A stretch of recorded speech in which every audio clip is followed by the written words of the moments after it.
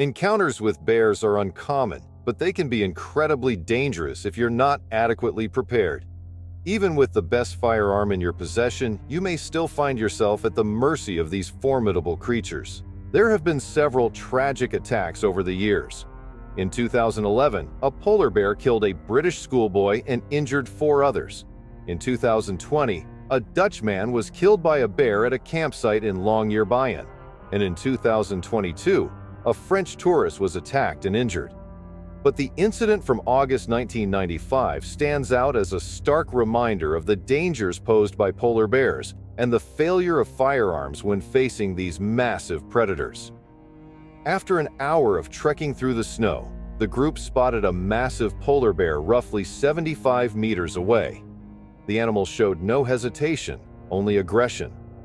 One of the crew members, recalling the recommended safety precautions, fired a warning shot and discharged a flare, but the bear remained unfazed. It then charged with startling speed, closing the gap quickly. When the bear was just 15 meters from them, another member of the group fired the .22 pistol. Though the shot landed, it had no visible effect on the bear. The bear continued to charge, its heavy footsteps shaking the ground as it advanced toward the crew. In a panic, the crew began passing the pistol among themselves, each taking shots as the bear relentlessly attacked. The situation was chaotic. The bear reached one of the men, mauling him savagely. The sound of screams and roars filled the air as the bear moved on to its next victim. The remaining crew members scrambled to shoot at the bear, aiming for its head or vital organs, knowing that these were the only areas that might stop the bear's deadly assault. When the pistol was empty and a knife was drawn, one man lay lifeless, another gravely wounded. The survivors managed to retreat to their ship, physically and mentally scarred by the horrific ordeal. Upon later examination, it was discovered that 3 shots had struck the bear's head, but none had penetrated its thick skull. This horrifying encounter highlights the stark limitations of using a .22 caliber pistol against a large, aggressive bear. While a .22 could potentially damage vital organs if shot precisely, hitting a fast-moving target at a distance is nearly impossible. The decision to pass the weapon among the crew members, rather than having one shooter concentrate their fire, further reduced their chances of success. Had they been armed with a more powerful weapon, or had they been able to fire from closer range? The outcome may have been different, but in the chaos of the attack, precision was a rare commodity. For centuries, the land of Wagon Mound in New Mexico has been revered by many, from ancient natives to trailblazers, as a significant and scenic destination. It is home to lush meadows and abundant wildlife, including elk, which have made New Mexico famous for offering some of the largest elk trophies in North America. With a population of approximately 80,000 elk, the state boasts the 3rd largest elk herd in the U.S. Western elk. Hunting is considered an iconic pursuit for American hunters, but it's not a task to take lightly, especially for those new to the sport. Fortunately, a 60-year-old hunter from Missouri, with years of experience, found himself ready to face the wild and survive an unexpected encounter with a black bear. On a guided hunting trip in the wilderness of Wagon Mound, near the village of Ocate, New Mexico, the hunter paused for lunch after a few hours of tracking elk. As he relaxed under the shade of a tree, he spotted a mother bear and her cub at a nearby watering hole. Surprised by the sight of these creatures in such a remote area, the hunter saw an opportunity he couldn't pass up.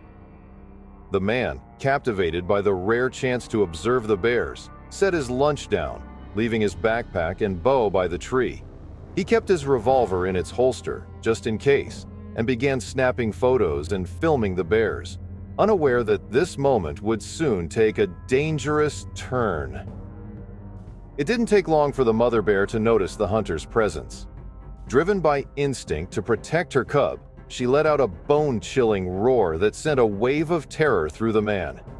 Before he could react, the bear charged at him with terrifying speed. Panicked, the hunter ran back to the tree, looking over his shoulder as he went. He fired his .38 revolver into the air, hoping the noise would scare the bear off, but the bear wasn't deterred. Desperate, he scrambled up the tree, hoping the bear wouldn't be able to reach him. However, black bears, despite their relatively short claws, are capable climbers. With its claws dug deep into the tree's bark, the bear made its way up, causing the tree to sway dangerously. The hunter, losing his balance, fell a painful 15 feet to the ground, but the hunter managed to climb back up. Once perched among the tree's branches, he fired 4 more shots at the bear. It briefly descended the tree, but quickly resumed its climb. Seeing the bear's persistence, the hunter decided to climb higher, hoping to escape its reach. Just as the bear reached up and bit the hunter's foot through his boot, it lost its grip and fell off the tree. The bear finally retreated into the forest, taking her cub with her. The hunter immediately radioed for help. His guide found him shortly after, still gripping the tree firmly. He was quickly airlifted to Alta Vista Hospital in Las Vegas, New Mexico, where he was treated for minor injuries and released. Investigating officers found no blood at the scene, suggesting that none of the shots fired had hit the bear. The revolver, a 2-inch barreled 5-shot .38, was recovered from the hunter's pocket. The hunter's reluctance to harm the bear, even when his life was at risk, played a significant role in the outcome of the encounter. His concern for the bear's welfare, coupled with the decision to retreat up the tree rather than focus on stopping the bear directly, led to a more dangerous situation. In bear encounters, retreating or climbing can trigger the bear's predatory instincts, which can escalate the threat. Staying grounded and taking decisive action is often the better course, especially with black bears, who are known to flee when confronted with direct threat. 3 shots rang out, but not a single one hit the grizzly bear. In the wilds of Alaska, geologist Robert Miller was conducting a survey for a potential mining project when he found himself face-to-face with a grizzly bear. Armed with a .357 Magnum revolver and some basic bear attack training, Miller thought he was prepared. Unfortunately, nothing could have fully prepared him for the ordeal that was about to unfold. The Alaska Peninsula brown bear, also known as the Peninsula grizzly, is one of the largest bears in the world. Weighing between 800 and 1,200 pounds, these massive creatures thrive in the southern Alaskan coast, where an abundance of clams, sedge-grass, and the annual salmon runs help them grow to impressive sizes. Grizzly bears use a variety of methods to communicate, including growls, moans, and grunts, especially during mating season when male bears fight fiercely for the attention of females. They also mark their territory by rubbing their bodies against trees, leaving behind a scent trail that signals their presence to other bears. Hunters prize Alaska's grizzly bears for their skulls and hides, and each year, around 500 of the 1,500 brown bears in the region are killed by hunters. However, Robert Miller was not hunting these bears. He was simply working on a mining survey when, without warning, a massive grizzly decided to charge. Miller's training kicked in immediately. He drew his revolver and fired a shot, but the bullet grazed the bear and did nothing to stop its charge. Acting on instinct, Miller dropped to the ground, face down, covered his neck with dirt, and protected his head with his hands, playing dead. The bear went straight for his right arm, clawing and gnawing at it, even chipping bone from his elbow. The attack lasted around 10 to 15 seconds before, just as suddenly as it began, the bear backed off. Thinking the worst was over, Miller attempted to get up and roll over, but the bear, now 40 yards away, began charging again. With his right arm badly injured, Miller struggled to raise his revolver but managed to fire 2 more shots. He couldn't tell if the shots had any effect, and the bear was on him again. This second attack lasted only 3 to 5 minutes, but to Miller, it felt like hours. Finally, the bear backed off, leaving its victim behind. Barely able to move, Miller reached for his radio and called for help. With desperation in his voice, he repeatedly radioed "Mayday," hoping for a response. 20 agonizing minutes later, a voice crackled through the radio. The helicopter pilot had heard his call.